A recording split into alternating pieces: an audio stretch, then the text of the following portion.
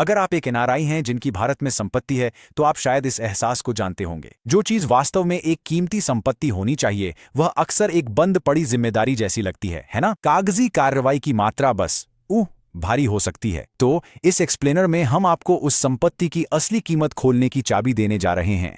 हम शुरू से अंत तक पूरे बिक्री प्रक्रिया को आसान और स्पष्ट तरीके से समझाएंगे। तो चलिए सीधे शुरू करते हैं पहले बिंदु से।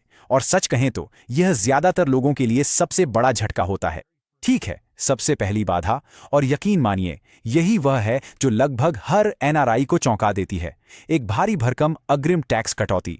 ये वाकई सिस्टम के लिए एक झटका है, खासकर इसलिए क्योंकि यह सौदे की शुरुआत में ही हो जाता है, इससे पहले कि आपने एक भी रुपया मुनाफा देखा हो। हम बात कर रहे हैं 20 से 30% तक की डिफॉल्ट टैक्स कटौती की। और यहां है वह अहम बात जो सबको उलझन में डाल देती है। यह आपके मुनाफे पर टैक्स नहीं है, यह पूरी संपत्ति की बिक्री कीमत से काटा जाता है। इसे एक पल के लिए अच्छे से समझ लीजिए। आपकी भारी भरकम रकम तो तब तक चली जाती है जब तक आपके असली मुनाफे की बात भी शुरू नहीं होती। तो मैं फिर से वही सवाल पूछना चाहता हूं, क्योंकि यह वाकई बहुत जरूरी है। क्या वाकई आपकी संपत्ति के लगभग 1/3 मूल्य को शुरुआत में ही रोक लिया जा सकता है? और इसका जवाब सामान्यतः चौंकाने वाला हाँ है। वह पैसा सालों तक फंसा रह सकता है, यानी यहां वित्तीय दांव बहुत बहुत ऊंचे हैं। और देखिए, यह सिर्फ कोई सिद्धांत नहीं है। इस असली उदाहरण को देखिए। दुबई में रहने वाला एक एनआरआई 1.2 करोड़ रुपए में एक फ्लैट बेचता है। खरीदार बस नियमों का पालन करते हुए 27.4 लाख रुपए टैक्स के रूप में काट लेता है। लेकिन बात यह है कि विक्रेता का असली टैक्स बिल सिर्फ 3.8 लाख था। इसका मतलब है कि लगभग 24 लाख रुपए बिना किसी वजह के टैक्स विभाग के पास फंसे रहे, और वह पैसा वापस पाने में 14 लंबे महीने लग गए। तो आखिर यह सब हो क्यों रहा है? यह एक सिस्टम है जिसे स्रोत पर कर कटौती या टीडीएस कहा जाता है। और एनआरआई को भुगतान करने के लिए एक खास नियम है जो खरीदार को यह टैक्स काटने के लिए मजबूर करता है। अब यह दर इतनी ज्यादा क्यों है? असल में यह बहुत ही सीधी बात है। टैक्स विभाग बस सबसे खराब स्थिति मान लेता है और पूरी बिक्री राशि पर वह ऊंची दर लागू कर देता है, न कि आपके असली और शायद बहुत ही कम पूंजीगत लाभ पर। ठीक है, तो यही समस्या है और ये वाकई में बड़ी है। लेकिन अच्छी खबर यह है कि इसका एक समाधान है और वह वाकई में बहुत प्रभावशाली है। आइए उस चीज के बारे में बात करते हैं जिसे मैं गोल्डन की कहता हूं, जो इस पूरी स्थिति को सुलझा देती है और आपको फिर से नियंत्रण में ला देती है। इस चाबी को लोअर टीडीएस सर्टिफिकेट या एलडीसी कहा जाता है। इसे ऐसे समझिए जैसे यह एक आधिकारिक आदेश है जो आपको टैक्स विभाग से बिक्री से पहले मिलता है। यह आपके खरीदार को सीधा निर्देश है जिसमें मूल रूप से कहा जाता है, अरे वह भारी 20-30% डिफॉल्ट राशि काटने की हिम्मत मत करना। इसकी बजाय विक्रेता के वास्तविक लाभ के आधार पर यह बहुत कम और सही राशि काटो।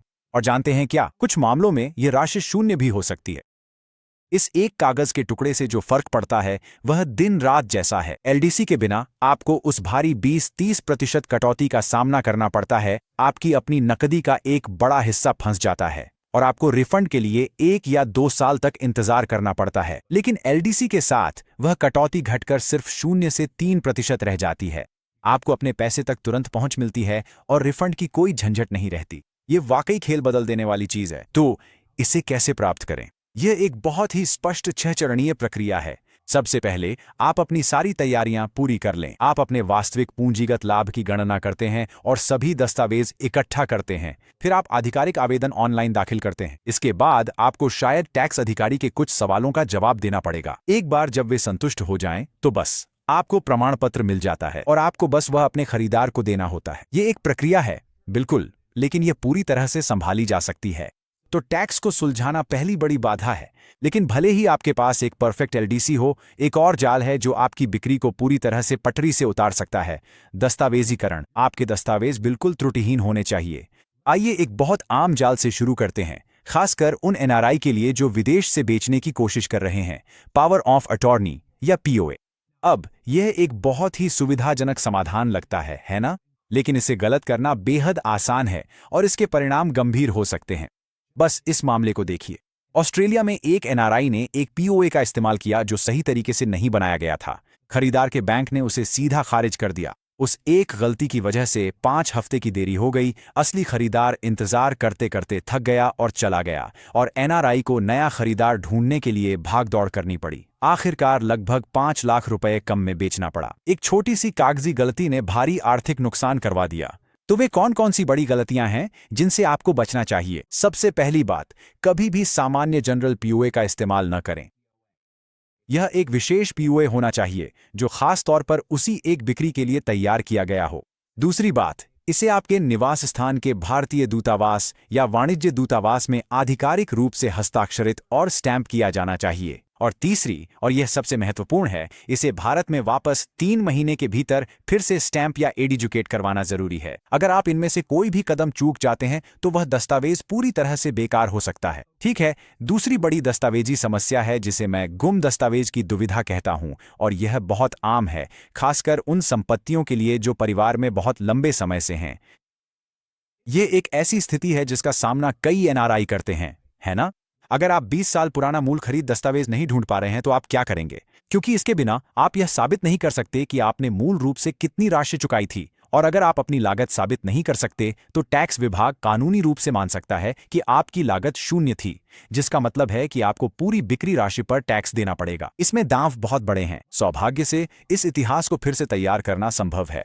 आप लैंड रजिस्ट्री से प्रमाणित प्रतियां प्राप्त कर सकते हैं, पुराने बैंक स्टेटमेंट्स खोज सकते हैं, बिल्डर से अलॉटमेंट लेटर मांग सकते हैं, या फिर आप किसी पेशेवर से उस वर्ष के लिए वैल्यूएशन रिपोर्ट बनवा सकते हैं जिसमें आपने संपत्ति खरीदी थी। निश्चित रूप से विकल्प मौजूद हैं, लेकिन सबसे जरूरी बात यह है कि आप यह जासूसी का काम जितना जल्दी हो सके शुरू कर दें। ठीक है, अब आखिरी बाधा की बात करते हैं। यहीं पर वह सब कुछ एक साथ आता है जिसके बारे में हमने अब तक बात की है, यानी वास्तव में अपना पैसा भारत से निकालकर अपने विदेशी बैंक खाते में भेजने की प्रक्रिया। यहां अच्छी खबर यह है कि नियम वास्तव में काफी उदार हैं। एक एनआरआई संपत्ति की बिक्री से एक वित्तीय वर्ष में प्रति व्यक्ति 1 मिलियन अमेरिकी डॉलर तक देश से बाहर भेज सकता है।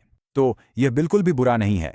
अब इसकी प्रक्रिया बहुत ही व्यवस्थित है। सबसे पहले, बिक्री से प्राप्त सारा पैसा आपके भारत स्थित एनआरओ बैंक खाते में आना चाहिए। फिर इसे विदेश भेजने के लिए आपको दस्तावेजों का एक पूरा पैकेज चाहिए होगा। इसमें एक चार्टर्ड अकाउंटेंट की अंतिम रिपोर्ट शामिल होती है जो प्रमाणित करती है कि सभी करों की सही तरीके से गणना और भुगतान किया गया है। एक बार जब आपके पास यह पूरा पैकेज हो जाए तो आप इसे अपने बैंक को देते हैं और फिर वे वायर ट्रांसफर की प्रक्रिया शुरू कर सकते हैं। और देखिए, यही वह जगह है जहां हमने जिन तैयारियों की बात की थी वे काम आती हैं। आपके दस्तावेजों का रिकॉर्ड वास्तव में आपके पैसे का घर लौटने का टिकट है। बैंक हर एक दस्तावेज को बहुत बारीकी से जांचेगा। अगर बिक्री मूल्य डीड पर टीडीएस प्रमाण पत्र से मेल नहीं खाता या टैक्स की गणना में कुछ गड़बड़ लगती है तो वे ट्रांसफर को अस्वीकार कर देंगे। हर एक दस्तावेज में बिल्कुल एक जैसी और सुसंगत कहानी होनी चाहिए। तो हमने मुख्य समस्याओं और उससे भी ज्यादा जरूरी उनके प्रमुख समाधान कवर कर लिए हैं। आइए अब इन सब बातों को एक अंतिम सक्रिय चेकलिस्ट में संक्षेपित करें ताकि आपकी बिक्री जितना संभव हो सके उतनी आसानी से हो सके। यहाँ 5 सबसे महत्वपूर्ण बातें दी गई हैं। पहला, जल्दी शुरू करें। अपने लाभ की गणना करना और अपने दस्तावेज इकट्ठा करना बिक्री से कम 1 महीना या शायद 45 दिन पहले शुरू करें। दूसरा, एलडीसी प्राप्त करें। कम टीडीएस प्रमाण पत्र के लिए आवेदन करना अपने पैसे की सुरक्षा के लिए सबसे महत्वपूर्ण कदम है। तीसरा, अपने पीओए को परिपूर्ण बनाएं। अगर आप विदेश से बेच रहे हैं तो सुनिश्चित करें आप विशेष पीओए उपयोग करें और हर विवरण सही रखें। चौथा, दस्तावेजों का पुनर्निर्माण करें। अगर आपको पता है कि आपके कुछ कागजात गायब हैं तो फाइल को फिर से तैयार करने की प्रक्रिया अब भी शुरू कर दें। और अंत में पांचवां, पहले दिन से ही पुनर्प्रेषण के लिए तैयारी करें। बैंक के लिए एक पूरी तरह से साफ सुथरी फाइल तैयार रखें। तो हम वहीं लौटते हैं जहां से हमने शुरू किया था, एक साधारण सवाल के साथ। क्या भारत में आपकी संपत्ति एक बंद पड़ी जिम्मेदारी है जो आपको सिर्फ तनाव दे रही है, या फिर वह एक मूल्यवान तरल संपत्ति है जैसी उसे होना चाहिए? जैसा कि हमने आज देखा, इन दोनों वास्तविकताओं के बीच केवल तैयारी का फर्क है।